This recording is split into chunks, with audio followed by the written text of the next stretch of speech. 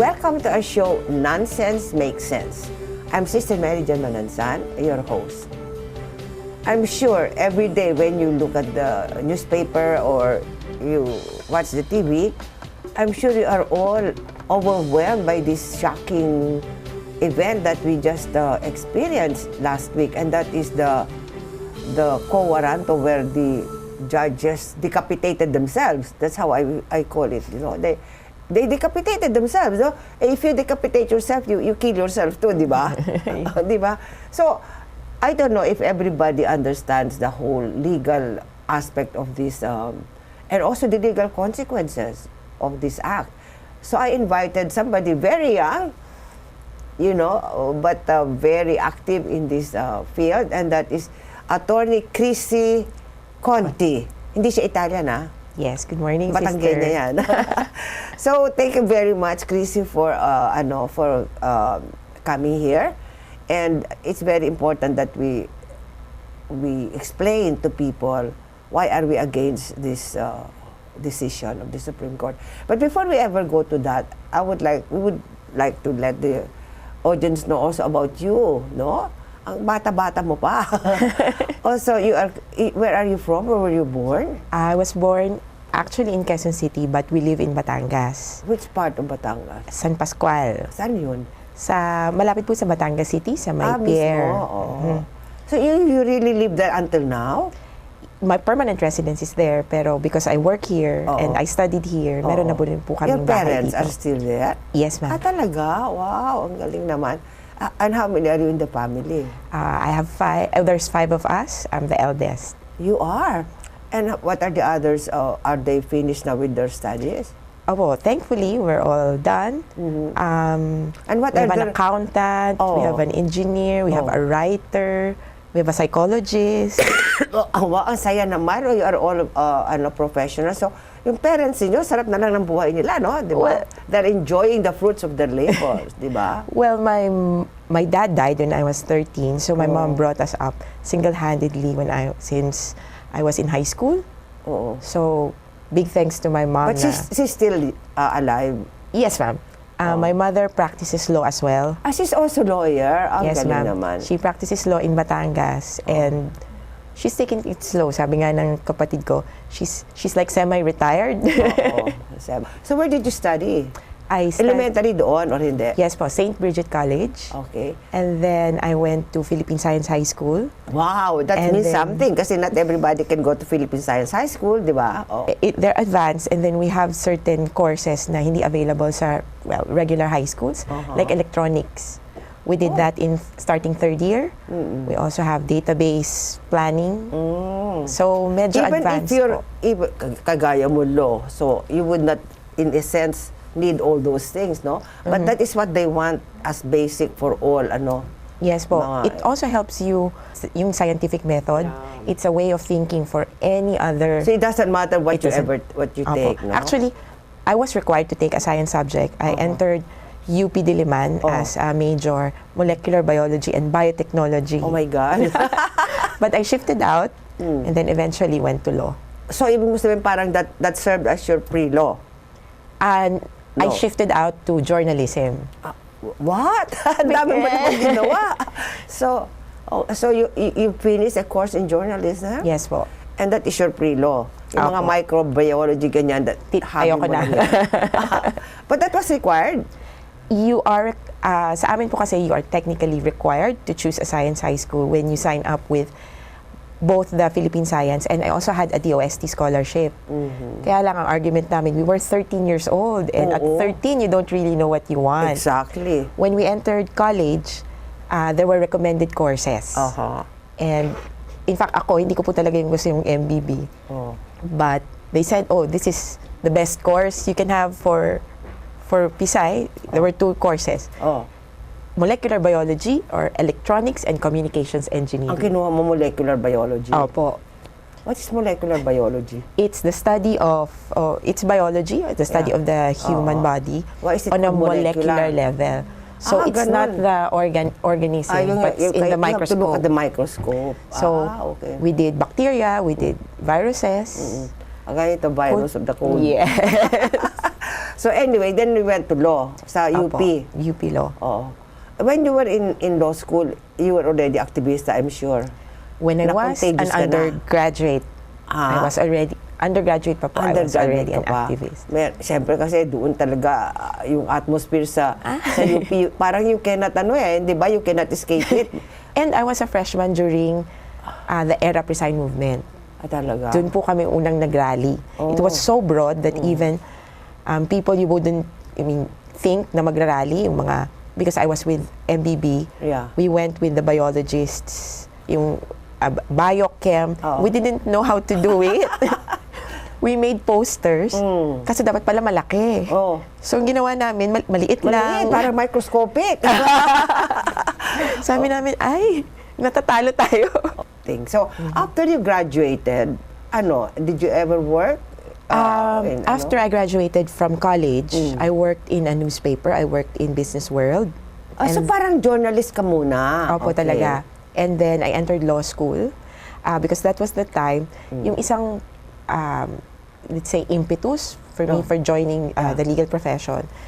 Well, besides my mother, with her influence, also in 2007, the writ of amparo was promulgated. Okay. Oo. And in 2006, my friend Karen Empeño disappeared. What? Ka-eskwela mo? Opo. O ngayon?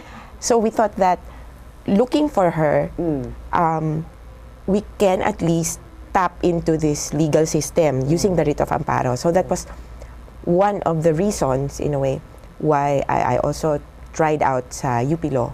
You mean, was she ever found? Not yet, ma'am. Even up to now? You have no idea Almost what happened? 12 years. Parang narinig ko yun eh. Including one, si Raymond Manalo po. Nakasalamuhan niya talaga. Oo nga. And the stories are heartbreaking because one time narinig niya na they were kept in separate areas, pero they would meet at a common area kung saan nagtatrabaho sila, kumakain, or nauutusan. There was this one time he said that Karen Empeño and Sherlyn Cadapan told him that Sherlyn was raped.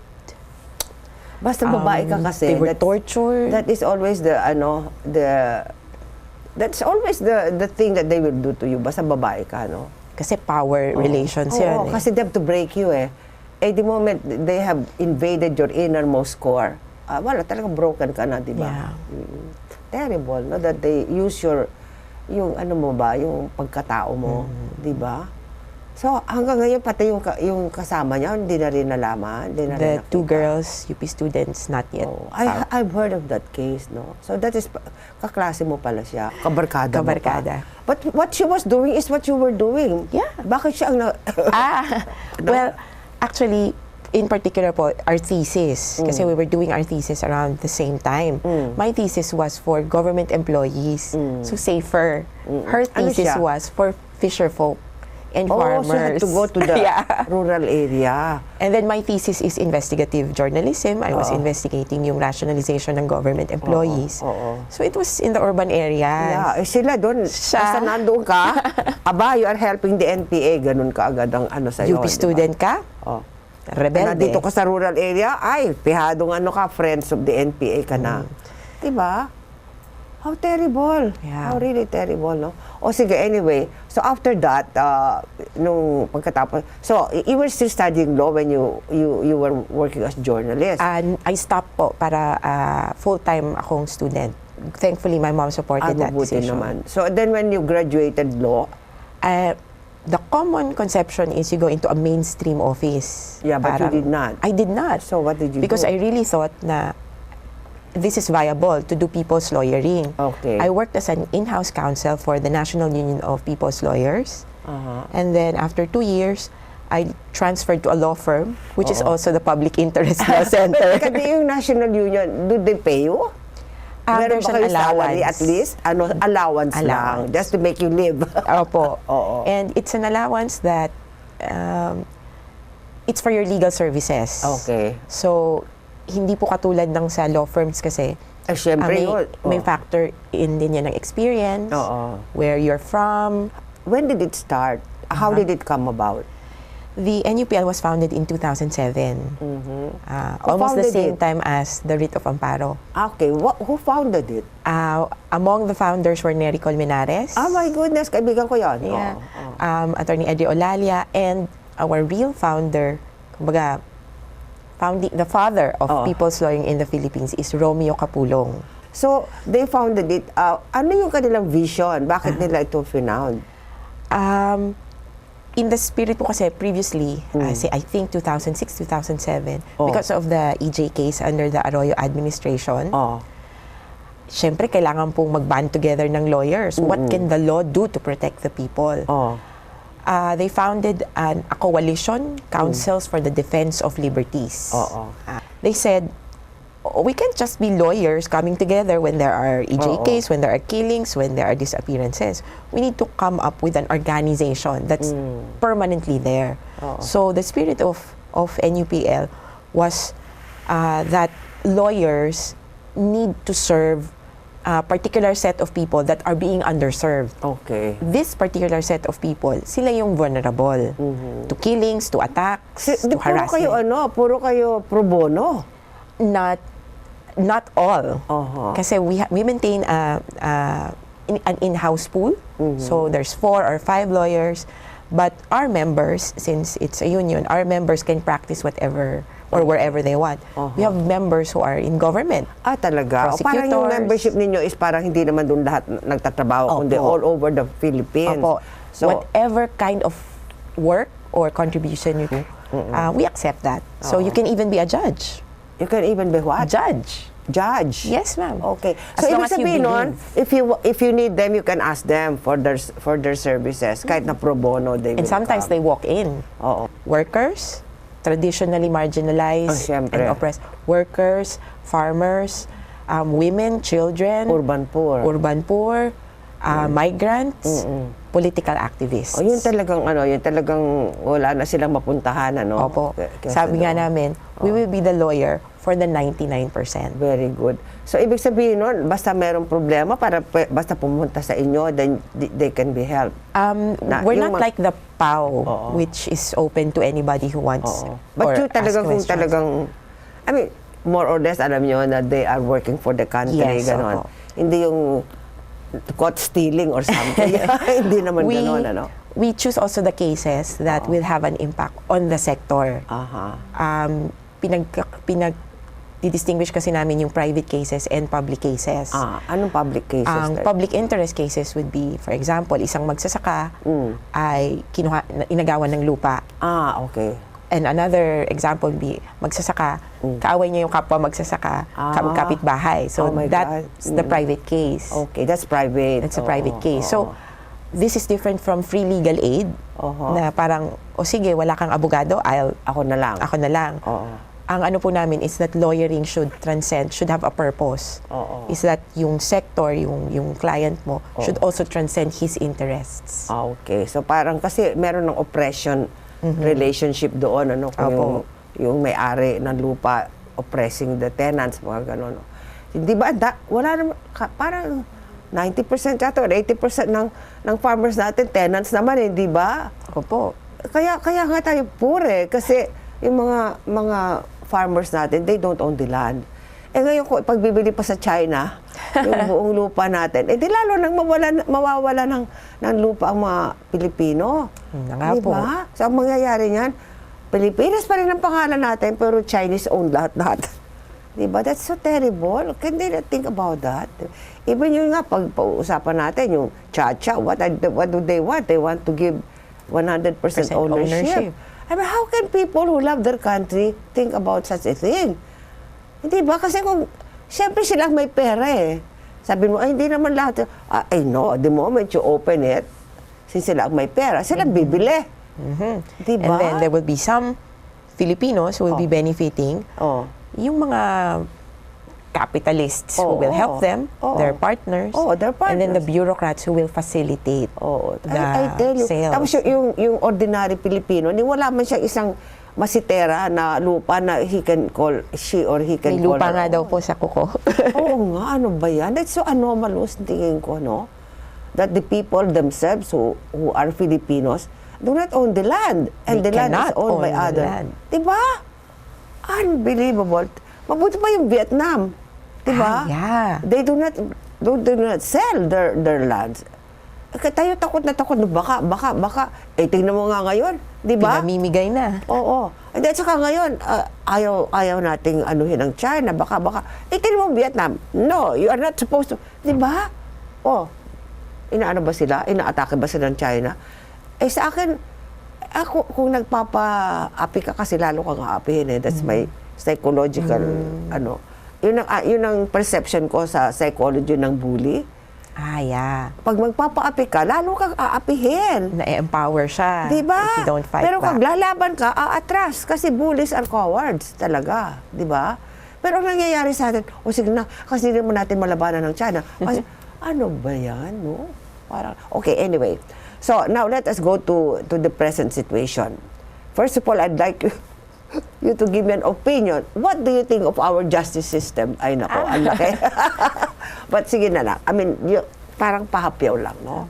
Or what is wrong with it? Kung talagang In general, the justice system will only reflect what's there in society. And society is skewed, it's unfair. If we were to demonstrate yung society po natin, tatsulok eh. Inverted triangle. Okay. At the No, sorry. Triangle talaga. Triangle. And we want to invert it pala. So it's a triangle. At the peak, you have fewer people, but the most power. Yeah. They're the most And owning powerful. more. And then at the bottom, so many people. and least powerful in the chain. In the justice system, traditionally, you would think of law as, it's made by who? Yeah. Diba? Mapapaisip ka, is it made or crafted because of reason? Is it made by God? Is it made by ano? So, in practice, it's made by people. Of course. And it's made by the people on Up top. there. Okay. Kaya po yung law, one of our perception is that law is a distillation, it's a reflection of the interests of the ruling class. That's why the justice system will never really be fair, even if it will try to ensure due process. It will try to right ensure... from the very essence of it, hindi na talaga for the people. Because what the law states, yung essence of the law, it's going to be from let's say, carp. It came from the hacienderos. Oo nga. That version, that watered-down version came from the hacienderos. Kaya, in terms of substance, the law is really backward. Coming from that premise. It can be progressive in some times, in some cases, especially with the participation of the people. Kasi kapag sila talaga yung nakakaalam ng kalagayan eh. For example, ang counterpart ng CARP is GARB, the Genuine Agrarian Reform Bill. Galing sa magsasaka yun. And then in terms of process, supposedly, the justice system enables both parties to be on an equal level, equal footing. Pero po sa Pilipinas, kung napansin nyo, pag pumasok ka ng korte, it's intimidating. So if you're poor and don't have shoes, kailangan po nakasapatos, naka-sleeves. If you cannot afford that, automatically, you cannot enter the courtroom. Really? I mean, may ano po yan eh, because of dignity, decency, gano'n. We had problems with that kasi po may, yung lakbayan, they could not enter the office of the ombudsman to file a case because hindi closed yung shoes nila. It has to be even closed? It cannot be sandals? No. So, it's skewed against, although may compelling bias reason. really against poverty. Yeah. So you can't enter looking busabos, sabihin na natin. Decent man, pero there are certain restrictions. And then, when you enter the courtroom, the speech, yung language is English. It doesn't need to be. pwede nga pong Tagalog because the official language is both English and Filipino. Oo. But most of the judges, kasi alam naman po natin, pag medyo learned, Oo. you feel like, oh, English is a measure of intelligence Okay. sa Pilipinas. They speak English and then and even the lawyers, no, they discriminate against those who cannot speak well. So, parang nakaka-intimidate na talaga siya.